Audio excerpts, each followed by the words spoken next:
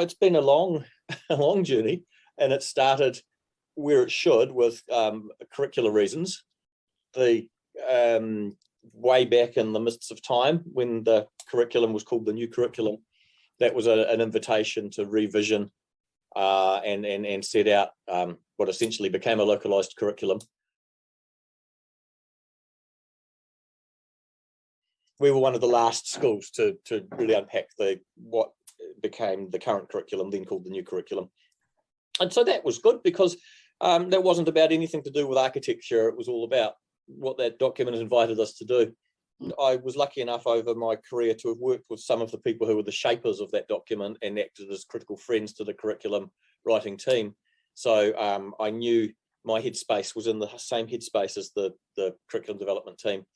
And it was an inversion of everything that had gone before, and very few other Western OECD countries have taken that plunge with their curriculum, turned it inside out, and rather than adding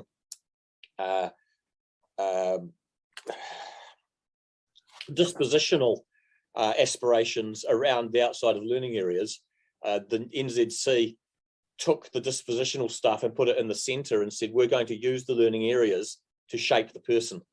There are many other curricula still kicking around in other countries that added in the dispositional competency type things, but they have an uneasy parallel to the content, whereas the New Zealand one uses the content to develop the dispositions or the competencies. That was big. And I found people who were verbalizing at that stage, well, yeah, we get it. New curriculum shouldn't take too much to put into place. It's pretty much what we're doing now. So there was a lot of that pretty much what we're doing now being verbalized. And I wanted to break with that what we're doing now, because it definitely is not what we were doing then anywhere. And so it needed like a fire break between it. So I declared whatever year it was 2010 or 2009, a Sandpit year, where all of the things and structures and ways of doing things and local curriculum documents and policies and procedures around learning were put to one side with the freedom to pretty much do that thing that you've always wanted to do.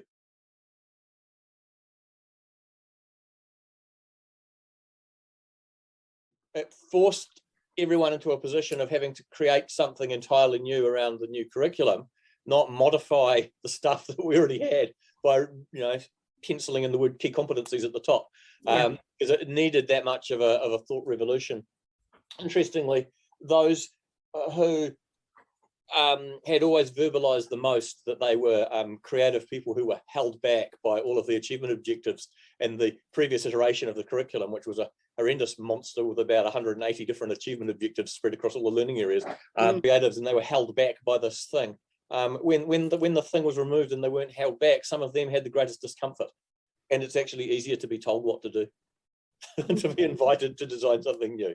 So it emerged that what we had to do was firstly work on the staff becoming designers of learning.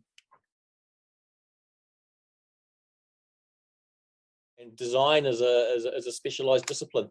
So we spend a lot of time using the language of design, and slowly over time evolving the teachers into designers of learning rather than planners of learning. As teachers are serial planners. In response to what you have in front of you is really skillful, and it's hard work. And to this day, I admire and acknowledge the hard work that is for our staff. But we went through a whole period of learning about ourselves and about ourselves as moving to the designers. And I think of use during that period was the work by Stephen Sterling around complexity theory, particularly around the concept of emergence, which is a big part of complexity theory. And Sterling notes that you ignore emergence at your peril. So emergence is allowing ways of being and operating and problem solving and working to organically grow in response to what's in front of you, as opposed to a planned, systematic best practice, let's roll this out sort of thing. If you roll out best practice or try to get standardization of practice across a complex organization like a school, you actually crush possibilities and deny opportunities of ways of working, because we've worked out this incredibly cool best practice and let's just go and do it. It's a bit sad. However, Sterling says that if you ignore emergence, bad things are going to emerge anyway. So wicked organism as it is, with systems and procedures around the area of curricula, because it's too organic and it's too chaotic. And that doesn't mean that it's a free-for-all, laissez-faire, messing around sort of thing, because there is complexity from the literature that tells us what sound pedagogy is, but that doesn't mean that that's rolled out at the exact same time for all of the people at the same every day of the week in that way. It's about knowing what's in your toolkit and knowing it well, and definitely knowing what came before us, not going back before Hattie and going back to the hidden lives of learners from what, late 1980s, gave us strong messages as teachers from a sound research base about what Graham Nuttall found when he was researching. He mic'd and wired up learners. It was his lifetime work. It's a seminal book. And at the end, there's messages in there to teachers about what you think is happening with learning and with the children you work and what's actually going on.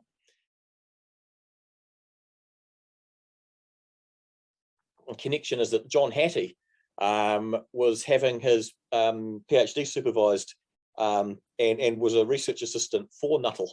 When Hattie came to name his seminal piece, Visible Learning, it's definitely to follow on from the thought processes that Nuttall kicked off with him, because Nuttall was talking about the hidden lives of learners. Yeah. And so Hattie then said, well, I've found this, and this is what makes learning visible to the students. So we'll call this visible learning. So there's a wee backstory about that nice connection. Yeah. So there's a lot of complexity there, and that's what we focused on.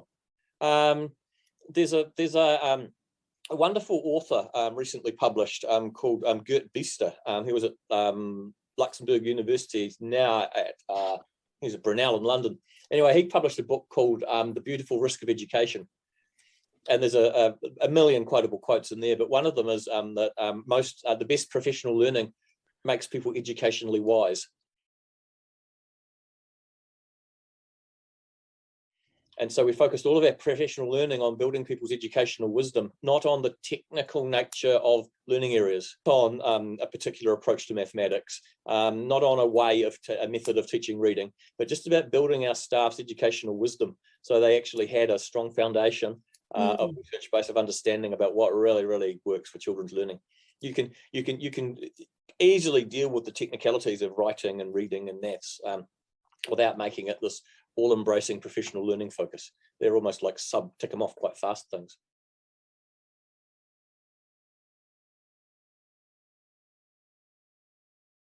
Horrible tragedy, but it was an incredible opportunity as well, because we had reached a stage where we'd worked out the soft systems, the pedagogy, and we had come to the conclusion that the hard systems, the built infrastructure, definitely did not match the pedagogy that we developed, but we didn't know in what way it needed to be different. So there weren't such things as modern learning environments or any other horrendous terms like that. They couldn't allow the way that we decided that we would be teaching. And we were just going in 2011, we were just going into a brand new 10-year property plan. And I think the earthquakes happened 3 weeks into the first term of that year. And so I think there was about $700 worth of billable time on the architect's drawing board, who was just trying to do some initial sketches of how we could modify what we had. And it was all shaken to pieces, and it was very apparent that most of it would have to be demolished in order to remediate the underground infrastructure, which was completely munted. And then, of course, you can't put those old things back up. You'd have to build a new school on top. So we said, yeah, this is an interesting challenge we have here now, but it's also a wonderful opportunity, because we're not like a new school opening up where we're a 100-year-old school. And we had definitely worked out over several years the way the pedagogy would work. It was an evolution of teaching more design-based thinking and a move into everyone being empowered to understand the process of good facility design. It doesn't have to be educational. It can be in health. It can be in aged care. It doesn't matter. It's about the human relationship with the built environment and how it goes backwards and forwards. And I mentioned earlier we had our soft systems worked out. It was showing the staff in design language, the soft systems are your curriculum, pedagogy, decision points, timetabling, things you can't touch and hold. And the hard systems are the buildings, the furniture, the 3D things you can pick up. And so we said quite early on, and it's still a mantra now, for every adjustment to a soft system, there must be a corresponding adjustment to a hard system, and vice versa. And if you introduce or change hard systems, there's got to be a corresponding shift in soft systems. And when things aren't quite working, it's usually because the hard and soft systems have become disconnected. And you will see that in facilities where people are barricading themselves into making single cell rooms out of furniture and putting up partitions and bookcases. Their soft system is not the way that they're working is not matching the facility. So of course they're forced to change the hard system in any way of improvising to try and get some mental calm back to their world, because this schema of learning has been so disrupted by having such a mismatch between their understanding of the soft systems and what's being offered to working with hard systems. And that's a great tragedy.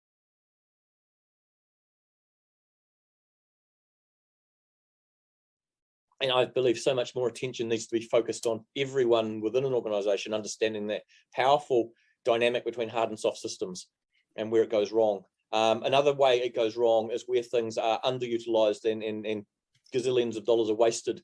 And if you look back across the educational landscape, there are so many hard system things that had been brought into the sector and no real changing of the soft system. So there was never time in the day to use them. No one quite knew how and what way to use them, because they were still proceeding ahead with this. So this is the way our day runs. This is the way every hour and a half block runs. And this hard system doesn't fit it. It's been parachuted in. And that goes back to reading kivas in libraries, outdoor amphitheatres, computer on wheels trolleys, interactive whiteboards, a whole range of things that, had typing stage. So we had a munted school that we could pretty much mess around with because it was going to be bulldozed. So we were allowed to kick holes in wheel walls and remove things and change things around.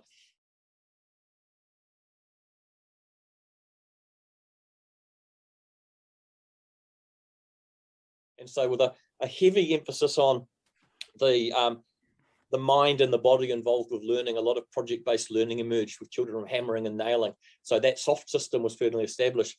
But one morning it really dawned on me how much we'd let that run ahead of the hard systems when I'm walking around and there are children trying to saw pieces of wood by holding them on the steps outside the classroom and trying to keep it in place with their foot as they sawed through the wood and then continued on sawing through the step. Trying to bang in nails into bits of wood and it shooting off in all directions because nothing was restraining it. And that's a great example of us being in love with this project-based learning soft system, but forgetting the hard systems for that. There were no woodwork tables with vices on them to hold, So that's why we felt a tension, because we'd let the soft run ahead of the hard. But if I'd been to a conference and been bailed up in the bar by one of these furniture peddlers who peddle hard systems at conferences, and said, these are great, I'm going to order a set of 8 woodwork tables with vices and have them delivered to school, they would have sat unused. The lead should be from the soft system, and then the hard system is designed to be. Very rare that you'll get a hard system lead and make a successful learning environment.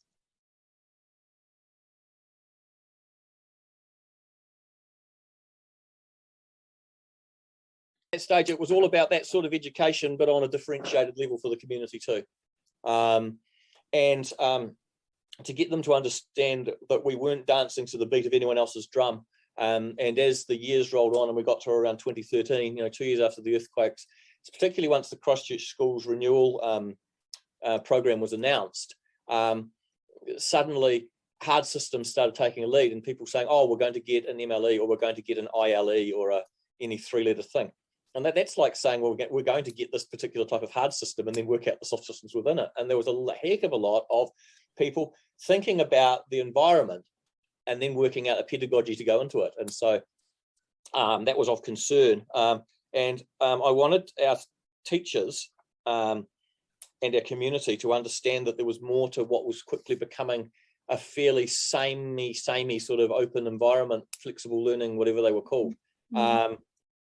And that's one end of a continuum, and it's not invalid. It is what it is. But there is a continuum in school design philosophy, and it was very hard to find anything in New Zealand that represented some other design disciplines.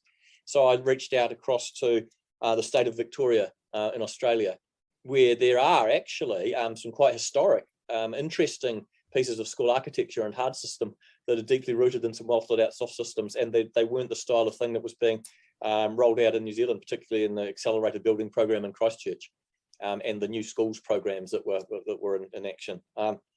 So we worked hard as a staff, and we raised I think the $50,000 needed, because we didn't want to end up on the front page of the newspaper saying using money from the ops grant to be having a jolly in Australia. So we all went for a week, and we'd fundraised, ourselves. We ran a conference here at school, and the profit from that paid for our professional learning trip.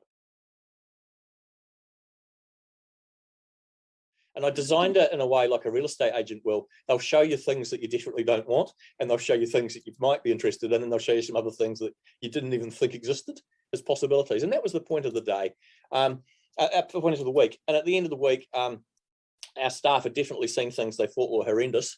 They'd seen things that they didn't know were possible, and they'd seen a couple of things that they really connected with. But we got Judith Atkin has been our external critical friend in our work for nearly 15 years now.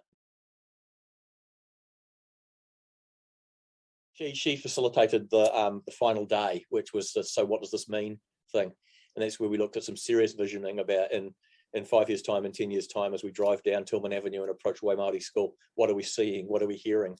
And that became the start of the base for the education brief that would go to the architects.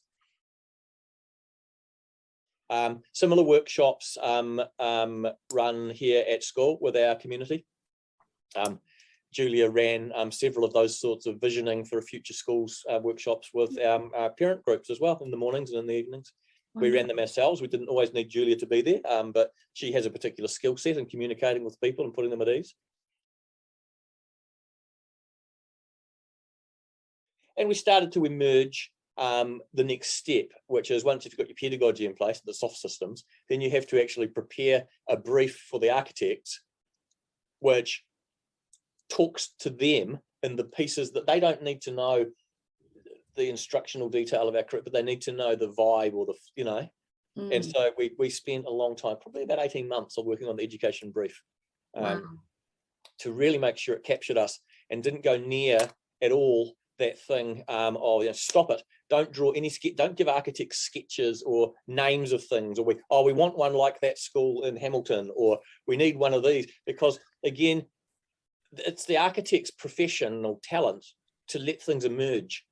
And if they read the educational brief, they start emerging, and that's why they went to university. So we shouldn't be specifying. So it's the brief should paint a picture that captures the essence of the community and of the pedagogy.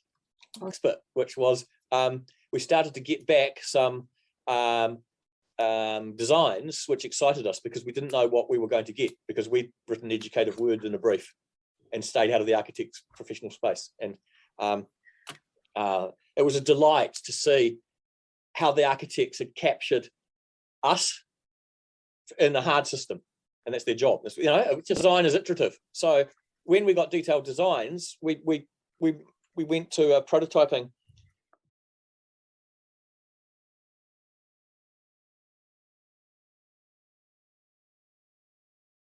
We bought big 2-meter high rolls of industrial cardboard, and we made a cardboard full-size 1-to-1 scale mock-up of our building is made up of what are called neighbourhoods areas, and so we made a neighbourhood in the hall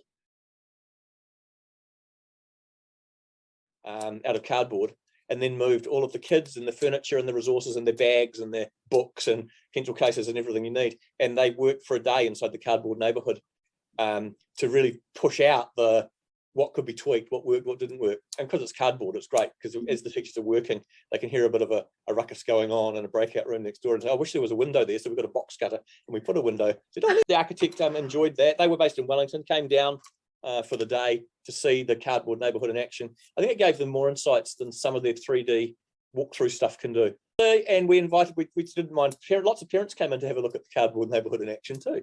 And they instantly saw its potential as a functional facility. We did that 3 times. So feedback back to Wellington, second version of the detailed designs, built cardboard neighbourhood number 2, ran it for another day, repeat again. So we got to the 3rd iteration and said, this is good, let's make this the production model. And a few years later, when we finally moved in, it was so easy to spot the people who'd been there for that process and the 2 or 3 teachers who joined us who hadn't.